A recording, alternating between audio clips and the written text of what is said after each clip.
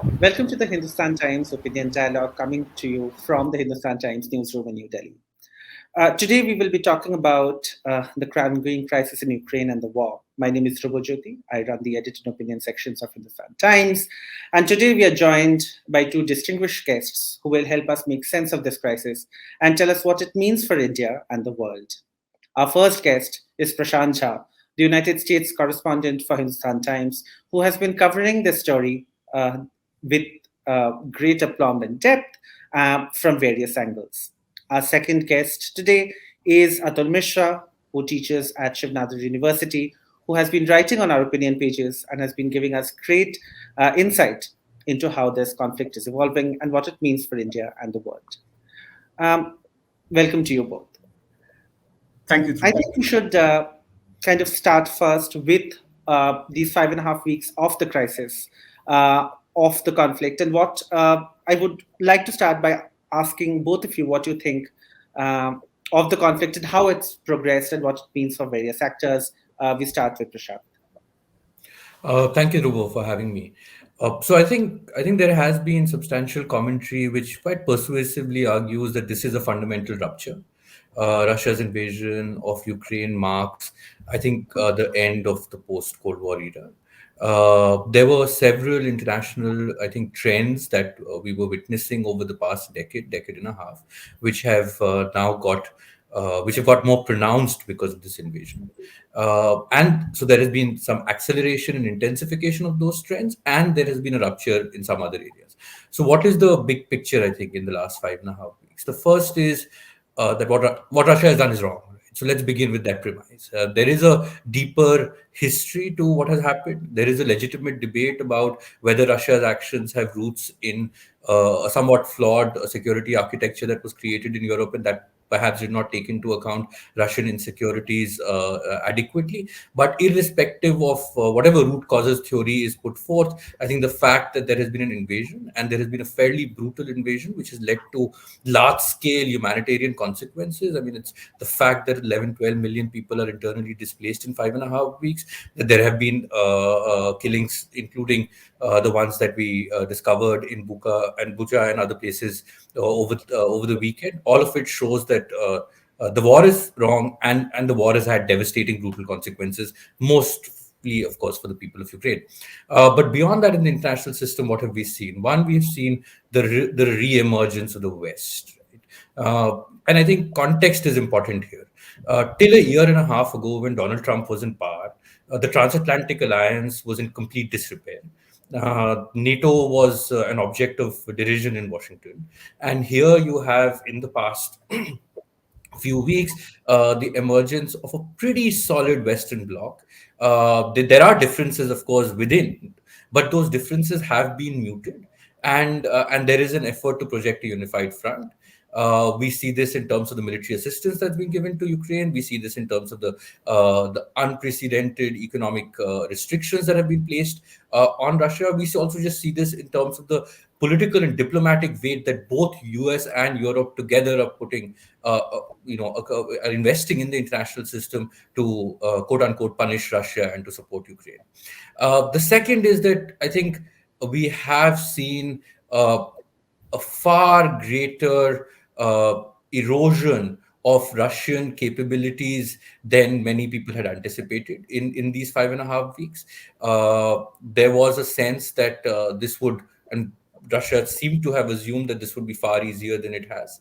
We don't have clarity over Russian war aims. We don't. They said denazification and demilitarization. The opposite has happened in the sense that Ukraine today, the Ukrainian state and the Ukrainian military has far more support and capabilities than it did before the onset of the war. And Volodymyr Zelensky is today a far bigger global political player than he was before the war, if the objective was regime change. We have also seen Russia suffer casualties, including at the level of the military leadership. And we have seen Russia now, over the past week, change its tactics, where it is withdrawing its forces from Kyiv and surrounding areas and moving to south and east. Now, Washington says that this reflects the setback that Russia has faced. Moscow says that this was the plan all along. But irrespective of that, the fact that Russia has had to recalibrate its war tactics shows that the war has not gone according to the manner in which Russia had planned. So I will come back to the other points as we proceed in the discussion. But the big takeaways in these 5.5 weeks is that we are seeing a fundamental rupture. The war has had tremendous humanitarian consequences. The West has re-emerged as a powerful bloc, and Russia is today weaker than it was before it launched the war. Thank you. Atul? Dhruvo, I'll just take off partly from what Prashant has said, but also add to it as well. I think we are clearly seeing a rupture, but we are also in the middle of, I think, a major reconfiguration of global geopolitics. Not until long ago, everyone was anticipating that the showdown that was going to happen was between China and the US, and the center of that showdown was to be the Indo-Pacific region. Temporarily, at least, it is Europe that has become center stage. It is in Europe that a war has broken out, and it is in Europe that we are seeing the forging of Western unity. Now, this has several aspects that we need to sort of untangle. One of them is that the Western unity that we are beginning to see is still not complete. It's still a process, and it is still in the process of getting done. There is greater intergovernmental convergence today than there was at any point in recent years. I think at the level of businesses as well, increasingly there's coordination. They're beginning to sort of see why they need to make certain changes and bear some costs in the long run in order to see that their government's positions vis-a-vis Russia are getting better. But most importantly to me, at the level of societies as well, there's beginning to be this churn, and people are beginning to notice that self-loathing and an almost mindless assault on liberal values for the sake of, in order to sort of, for whatever reasons it was happening, that is beginning to change. So this is still work in progress as far as Western unity is concerned. But what that means is that it has consolidated the West as a major actor on the international stage. That's part number one. So work in progress, still a long way to go. But we already see the emergence of West as a serious actor. And I would, later point, we'll sort of, in this conversation, we'll see why that is good news for India as well. But secondly, I think Prashant mentioned the recalibration of Russian strategy within Ukraine and the focus, far more intense focus on the east and south. What that means basically is that on the one hand, the scope has narrowed, but the intensity of the conflict has gone up. And we today saw one major attack on a railway station in the east. The result of that is, as the intensity goes up, the possibility of escalation remains very high. And what is not going to help this cause is that there is some kind of a rethinking, political rethinking, on the scale and the quality of the weapons that are being now supplied by the West to the Ukrainians. At what point will the Russians actually say, well, this is a red line, from the defensive end of the spectrum, you're moving into the offensive end of the spectrum as far as weapon supplies are concerned? We do not know if that will happen, but if that does happen, then we'll be again in a very interesting situation.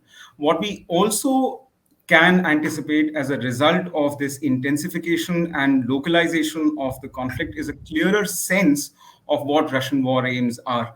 And my sense is that it is, at the moment, extensive territorial control in the east and south, and possibly turning Ukraine into a landlocked country. We do not know if they will succeed in doing this. We know that they've been inefficient quite significantly. So in some, as far as the war theater itself is concerned, part one, the stage one was won by the Ukrainians, but now is the real challenge to them as far as substantive threat to their territorial integrity is concerned. One last point, I think there are major, and this is just to go back to the point that we started with, which is the point that Prashant was making, actually, I'm sorry, which is what are the ways in which this is a new chapter in international relations, the end of the post-Cold War era. I think one significant thing that we need to think about is that the era of appeasement is now over, or the realization amongst the frontline states that appeasement does not work. We saw this last year with the Australians vis-a-vis the Chinese, who, in the years preceding AUKUS, were actually far more accommodative of Chinese concerns, and that was kind of, people in other Western capitals were actually raising their eyebrows over it. So the Australians actually decided to put an end to appeasement, and decided to take the Chinese head on with the AUKUS agreement. And now the West has decided to do that vis-a-vis Russia. And when I say West, I think primarily the biggest learning here has been Germany. The fact that the Germans have increasingly led the European bloc as far as willingness to bear pain, change policy in the most significant manner as is possible. I think that to me, that bodes very well for international politics. German rearmament, Germany's willingness to increasingly reconsider a quick alternative to Russian gas dependency. That kind of sends out a message that errant behavior of a sort, and mind you, this is not simply. I mean, the Russians, the Westerners would like to put it in terms of a conflict, a contest between the democracies and autocracies. It is, from their point of view, it could be that, but more fundamentally, it is about challenging the basic norms of international relations. Here is a country that could potentially, whose map could be changed, which could lose territory, and whose at least two cities have been reduced to rubble, right? So that is the result of appeasement if you do not check errant behavior at some point. And that, I think, is major learning. The second is increasingly, I think, states have to provide for their security. We in India have learned this lesson a long time ago, and although we've always sought strategic ecosystems that are advantage to our security concerns, we've been self-reliant, Atmanirbhar, as far as our security itself is concerned. But Europeans and two countries, primarily maybe Australia as well, three countries in the Indo-Pacific region, South Korea, Japan, Australia, they were relying for the most part, and they continue to rely mostly on the American security guarantee. But you see the beginnings of change on that score as well. The Europeans are saying that at least the NATO members are saying that they're willing to now scale up their defense spending to 2%, which is what Obama was asking, 2014 onwards. And you're also beginning to see the Japanese and the South Koreans going in that direction. They're saying that they'll firm up their security posture, their strategic posture. So the fact that states are beginning to take responsibility for their security, that reduces security burdens on some of the major players, and that again stabilizes the international system in some ways. So those are initial thoughts, but I think we should keep an eye primarily on what is going to happen in the East and the South. The more the conflict localizes, the more it intensifies, the higher the stakes. And you have to give it to the Ukrainians. They've been trying to scale this up and turn it into as high a stake game as can be possible for the West. So they are very keen that the West gets involved. We'll have to see how political calculations on that score play out. But these, I think, are the initial things to sort of work with. Right. Thank you. One of the things that one gets from both of your initial thoughts is, apart from, of course, the war theater, one of the major aspects of this conflict has been this kind of dramatic unification of the West, the re-energization of NATO. I wanted to put this question to you both. What does this mean both for the world and for India? Does this mean good news for India? Prashant, to you first. Well, there is complexity there, but I think the big picture is that this is good news. Why is this good news? This is because we had a US of which, because of the domestic political imperatives and impulses that have permeated the system here, was retreating from many of the responsibilities that it had carried in the post World War II era. We had the US, whose political capital was depleted both because of the Donald Trump presidency, but on the international stage because of the withdrawal in Afghanistan. We had a US which was strategically clear about China, but that strategic clarity about China was not shared by Europe.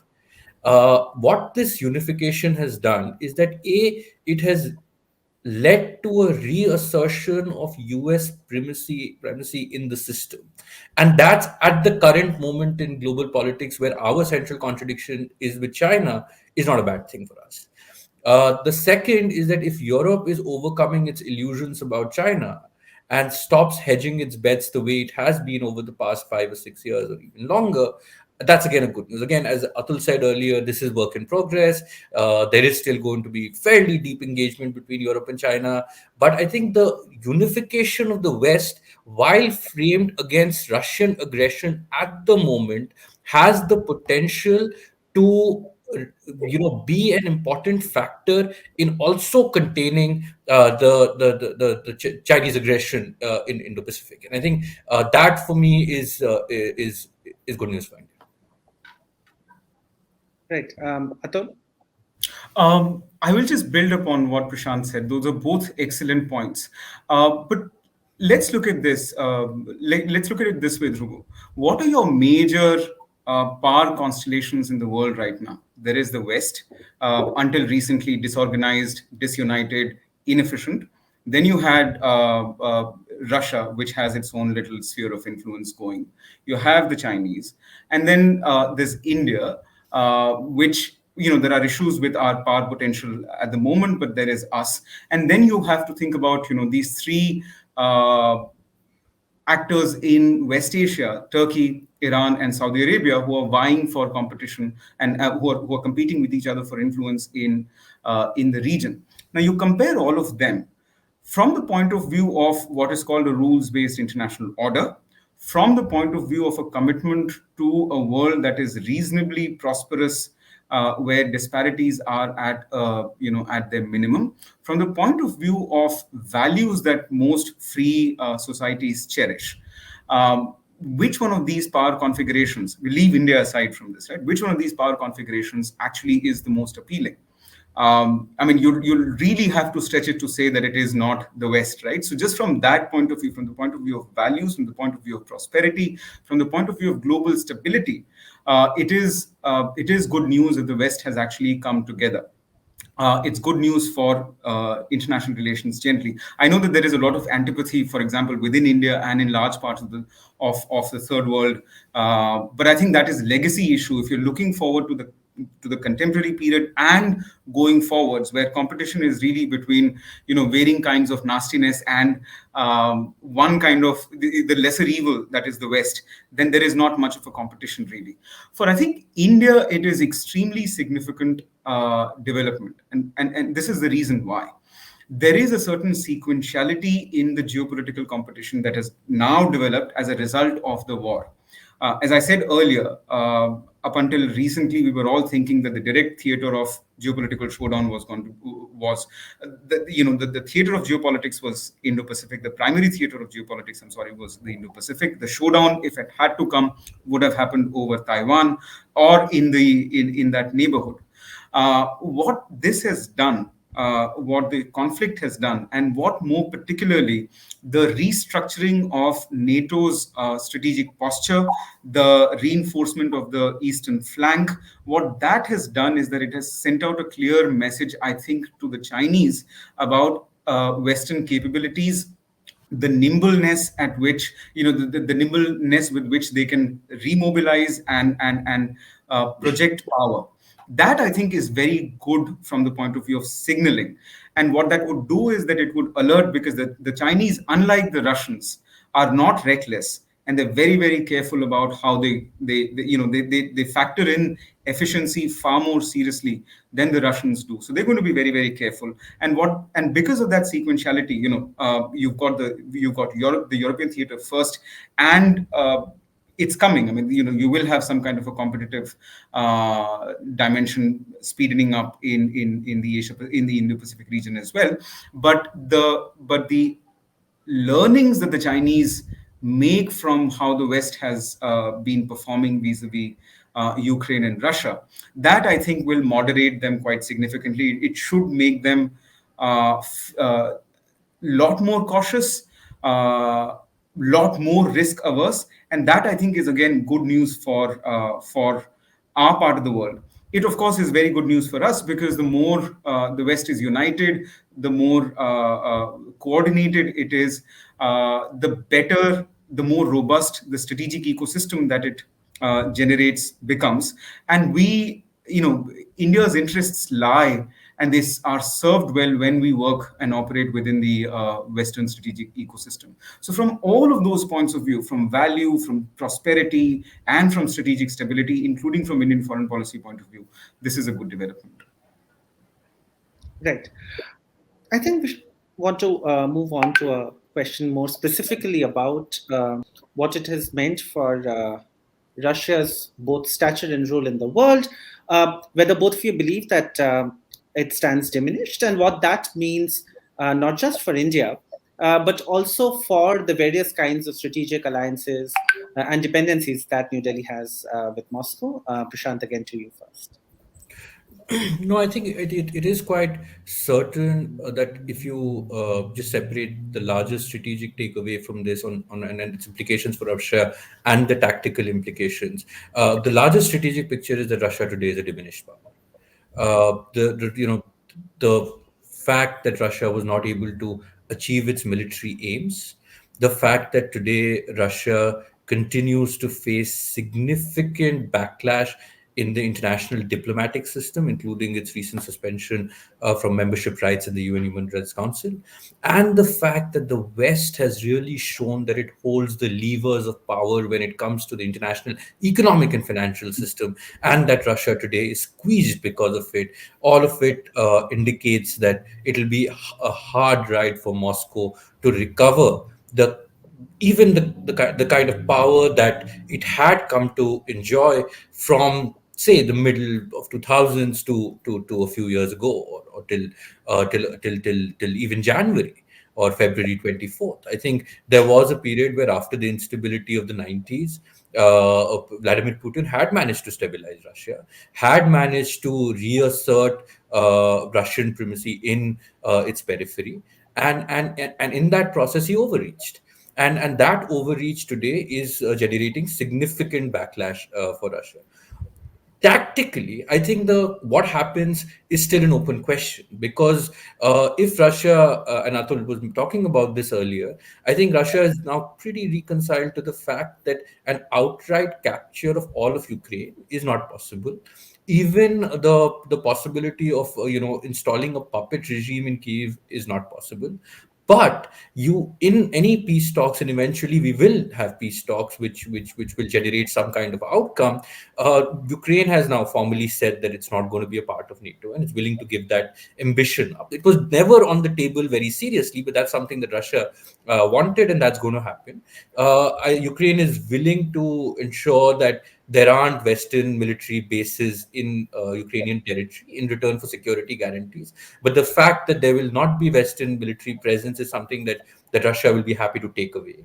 And the fact that the de facto control that Russia has exercised over the Donbass region may turn into formal recognition in terms of Russian control over that area, and it will be able to get the land corridor that it wants from Donbass to Crimea. All of it suggests that there is still a pathway where Russia may be able to achieve some, not all, but some of its tactical objectives in this conflict. But it will still not make Russia the power it was before February 24th. Russia will still have to, recalibrate substantially to be able to recover economically. We're looking at a 15% economic contraction. We're looking at inflation that's going above 20%. We are looking at, central bank reserves, of course, have been such a powerful tool that the West has used. You're looking at, the prohibition of US investment in Russia that happened a few days ago indicates that it's not just the 600 companies that have left. It's going to be very hard for those companies to go back. You're going to have the quality of life for citizens in Russia, which again is something that Vladimir Putin had been able to deliver to the Russians, and is one of the sources of his popularity, or at least was one of the sources of his popularity in the post-Yeltsin era.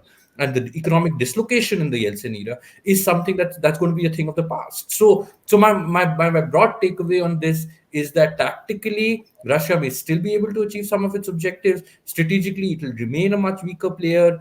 but it will remain a player, and it will remain a player in its periphery, including in Central Asia. And that this landscape makes it more challenging for India, right? I mean, India did not want a weak Russia. India did not want a Russia that was, and I know we may talk about this later when we're talking about China, but India did not want a Russia that was utterly dependent on China. India did not want a Russia that was completely isolated from the international system. I mean, I can tell you that at fairly senior levels in government, 6 months ago, I heard in Delhi that, you know, and I will say it in Hindi, कि हमारे लिए तो सबसे अच्छा होगा अगर America और रूस दोस्त हो जाए. This was the hope in Delhi till even 6 months ago, and the fact that that's clearly not going to happen and the opposite has happened is something that we will not like.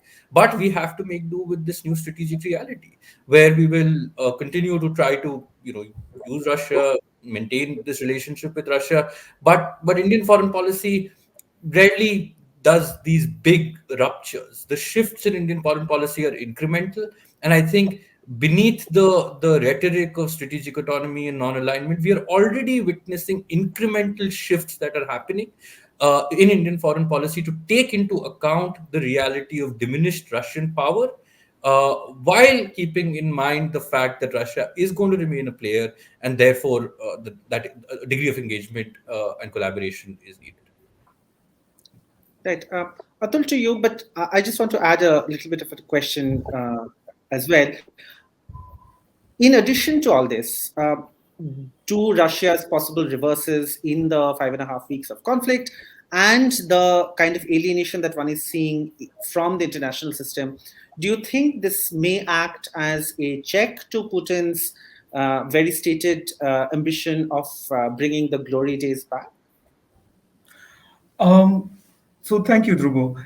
The thing with major powers, and especially continental powers, is that no single description actually exhausts the state in which they are. So at one level, clearly, as Prashant recounted, Russia's path to diminishment, material prosperity-based diminishment, Russia's international isolation, as well as the decline in its stature, all of those things are already processes that are well underway. But I would be slightly wary here of the Western characterization of what stares Russia in its face. I do not think, for instance, that Russia is going to become a satellite country to China. I think in the interim, over the next 5 to 10 years, you might see increasing dependence, provided the paths that have now opened up, they continue to remain relevant. The pathways that have now opened up continue to remain relevant, which is to say Russia's economic weakness, international isolation. In such a setup, there will be greater dependence. But here's a historical thing to bear in mind. It's been 2.5 centuries, and there's never been a period in international politics where Russia has not been in the thick of it. It starts actually with the late 18th century. Throughout the 19th century, it is, it's poking the British Empire over here. It is one of the keepers of balance of power on the subcontinent. Russia is central to both there's a revolution that happens in the beginning of the First World War, or rather by the culmination of the First World War, and it is central to the Allied victory in the Second World War. You cannot discount Russia from global politics. It's just going to be there. And there are reasons for it. One, just the size of the country. Second, very hardy people, incredible capacity to bear pain and bounce back. Number three, great culture. And the imagination, therefore, that sort of goes with that culture, and we very often, undermine the importance of something like that in international relations. But we mustn't, because your cultural resources are what you fall back upon in times of misery, and then you sort of mount a comeback. But more significantly, three other elements: huge fossil fuel reserves, which are lucrative, and they will continue to find markets in areas outside the West. And just look at the extremely competitive defense and space technology sectors. And people were not entirely convinced about the efficiency of the vaccine that they came up with. But that also speaks about their prowess in health, in medicine, in space technology, and in defense technology. Now, you bring all of that together, you still have quite a lot to work with, provided you have a regime that has core Russian interests at heart and that is willing to think of Russia as a normal geopolitical player as opposed to thinking of it in revivalist terms. Now, and therefore, to sort of conclude, in conclusion of this bit and answering your question, Dhruvo, I'm not very sure if any okay, so my reading is that there has been some kind of a deterrence effect that the sanctions have already put in place. There was a interview that the Kremlin spokesperson gave yesterday, I think, to Sky News, in which he acknowledged two things. He said the losses in personnel to Russia have been significant and they are tragic. And secondly, he said that our macroeconomic indicators are stable, but the economy is suffering.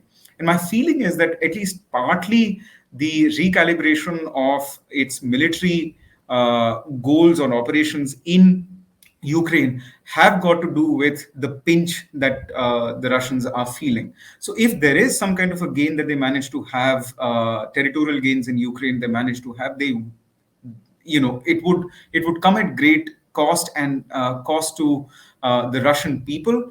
And just the final point there, I do believe that it may be the beginning of a long end to the Putin regime as well, because I find it hard to see how Russia is going to bounce back from this over the next decade, and it's very difficult for an authoritarian leader to preside over a diminishing economy, a collapsing economy, and retain the kind of power that he, for instance, enjoyed, over the past 15 odd years, especially. Right. Thank you for that.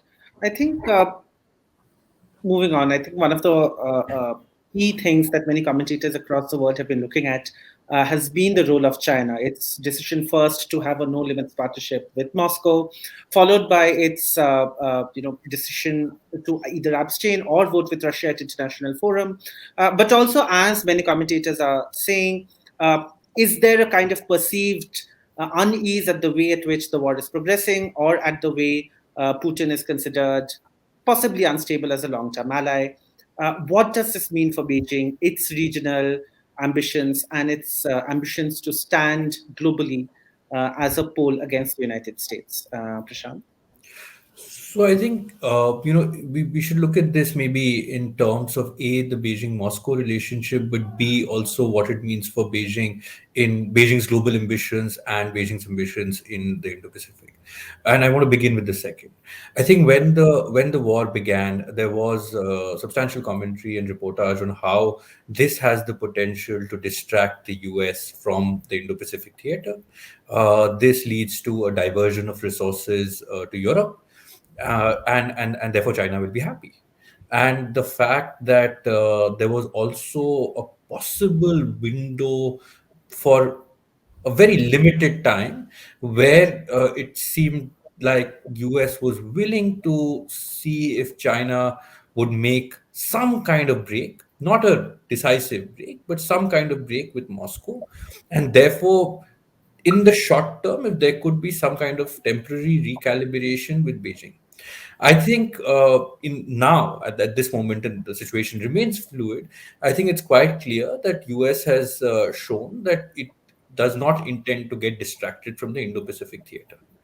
The fact that there was a Quad meeting in Melbourne right before the invasion, that there has been a Quad virtual leader meeting after the invasion, a little before the invasion, there was, of course, the Indo-Pacific strategy. The fact that AUKUS has actually deepened cooperation in the last few days, and all the fact that there is a national defense strategy that the US has announced, where it clearly says prioritizes the China challenge and says that Russia comes next, even at this moment. is all evidence of the fact that the strategic shift that we saw in US over the past few years in terms of how it would approach China will remain intact. So if China was hoping that this would lead to Washington taking its eyes off the ball in the Indo-Pacific, that's not happened yet. The if China was hoping that there could be some kind of temporary recalibration with the West, that's not happened either. Because I think the sense now in Washington is that China has pretty firmly thrown its lot with Putin.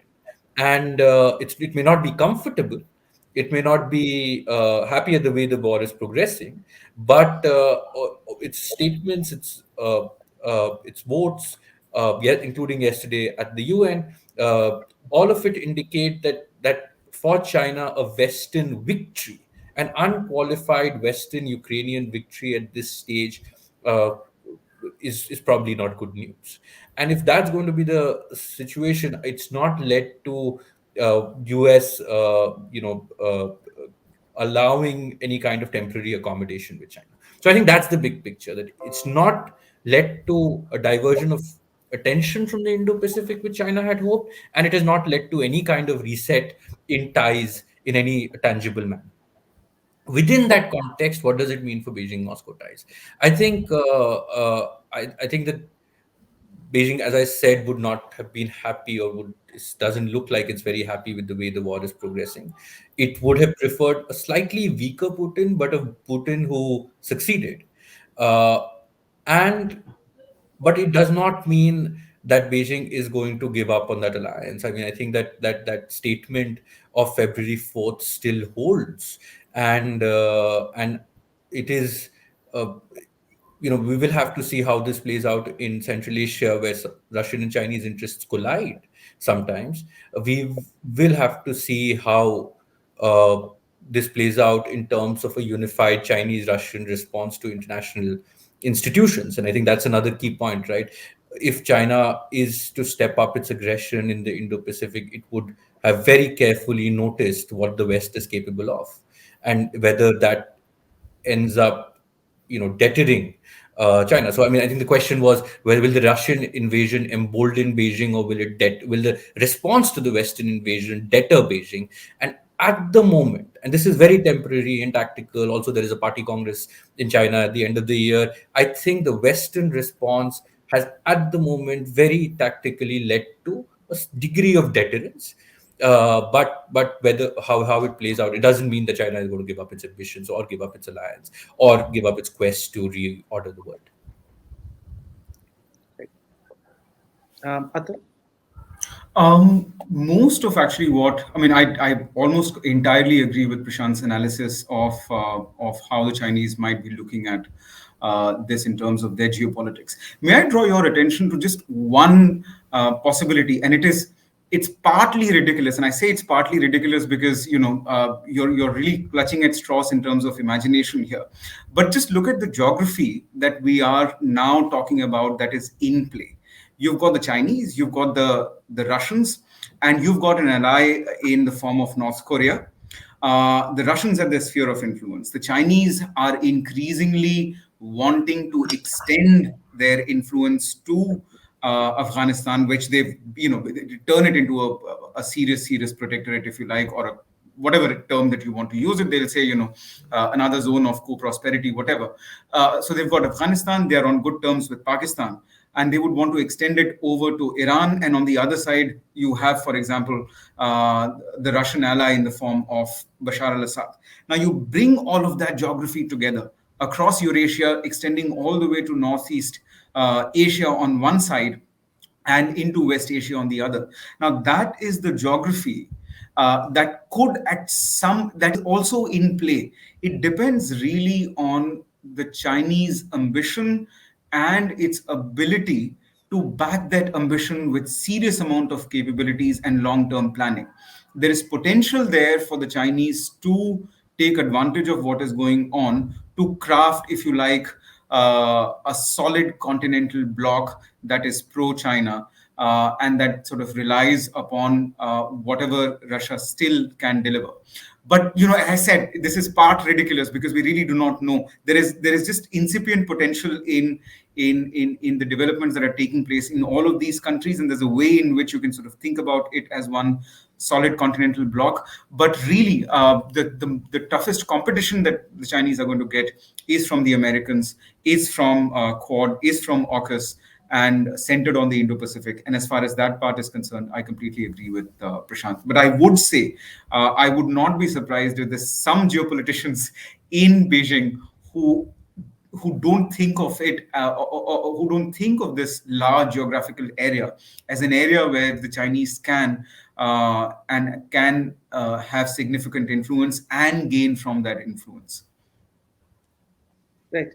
And finally, I think to both of you, the real question for us, many of us in India, is what does it mean for New Delhi? We know that New Delhi has crafted a very careful strategy of autonomy in international forums, has largely abstained from voting while condemning humanitarian excesses, has said very clearly that it is on the path of, it is on the side of peace, that it wants strategic autonomy, it wants dialogue, and it wants peace talks to start.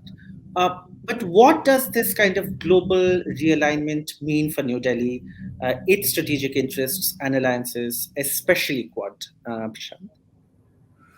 So, of course, this has been a deeply undesirable scenario for New Delhi, right? I mean, it's undesirable for the whole world, but particularly so for New Delhi because of the various engagements it has with the various actors who are directly or indirectly involved in this conflict. Uh, it India, I think, has basically concluded that I think let me rephrase this. I think the fact is that India has substantial engagement with Russia, which it cannot divorce itself from immediately. It has interests in terms of defense, which has been written about substantially. I'll just build up on what Atul said. I think India realizes that in the maritime domain, US is an important partner, but in the continental domain, especially with US withdrawal from Afghanistan, India will have to operate with and engage with and will need as many friends as it can, because that the continental geopolitics is getting adversarial. Uh, in that context, India's engagement with Russia will have to continue, but within the system, I think there is a sense that what Russia has done is just wrong, and what Russia has done is also counterproductive for Russia itself, and Putin has not shown the strategic judgment that probably in India would have liked him to display, and all of this will mean that India will have to continue its larger structural shift towards the West. Now, right now, because of what you see on Twitter in terms of the anti-American rhetoric, or because of the responses that we see to some of the over-the-top comments made by US officials, that shift may not be discernible. But I think that shift is already happened in the last 20 years, and that shift is only going to accelerate. Uh, in terms of the Western response, right? So the West is not happy with India. I mean, I think that nobody should be that in Washington, for instance, I think there is no branch of government or think tank which thinks that what India's position is which approves of India's position or likes India's position. But I have been struck here by the level of understanding of India's position, especially in the executive branch. I think the rhetoric from Washington has been very measured. It's especially from the more responsible people who are in the State Department or White House. We have seen in the Congress a higher degree of concern and anxiety about India's position, but that anxiety and concern that we see across branches here, including in the Congress, has not translated into a demand for punitive measures against India. What it has translated into still now has been a push to see how US can deepen its engagement with India to try to persuade India that it is in its interests to reduce its engagement with Russia. And I think the fact that there is a window that's opened up on defense cooperation, for instance, with Undersecretary Victoria Nuland talking about how US would be very happy to help India reduce some of its dependence on Russia, that opens up space for us to talk to the Americans about pricing, about technology sharing, about co-manufacturing and co-development in India that American companies have done to some extent, but not enough. So I think, and so I think there is that unhappiness, and this is going to be a very, it's going to be this balancing act that India will have to perform on an everyday basis almost, because newer issues will come up. Bucha happened, and suddenly India's position had to shift a little bit to take into account this. If another major attack of some sort happens with large scale humanitarian consequences, India will have to take a position. There will consistently be votes in the UN. So there will be these issues that India will have to calibrate its position on, and it will continue to receive many foreign visitors who will ask India to do, or nudge India in particular directions, and it will have to keep telling these visitors to some extent what they would like to hear, to some extent what they would not like to hear. And it'll have to play this game of lying is not a good term to use in international politics. These sophisticated international relations theorists call it dissimulation. So it'll have to continue a degree of dissimulation with different actors. I think the good news for India remains the fact that the Western Bloc has not taken its eyes off the China challenge. And I think within this larger balancing act and difficult circumstances that India finds itself in, if this leads to continued strategic clarity in US on China, an awakening in Europe on the China challenge, a deeper investment in Quad, and military capabilities in the Indo-Pacific, continued message about the economic consequences that Russia has had to face right now, that China may have to face if it engages in the kind of aggression that its expansionist mindset has often suggested. I think that is the silver lining so far. Atul? Through just couple of things on the grand strategy bit, right? You have to give it to the Americans. They've been so consistent about courting India. They actually started doing it in the early 2000s, right? And back then they had figured out that central to their Asian strategy, and central to their strategy of balancing China was to be India.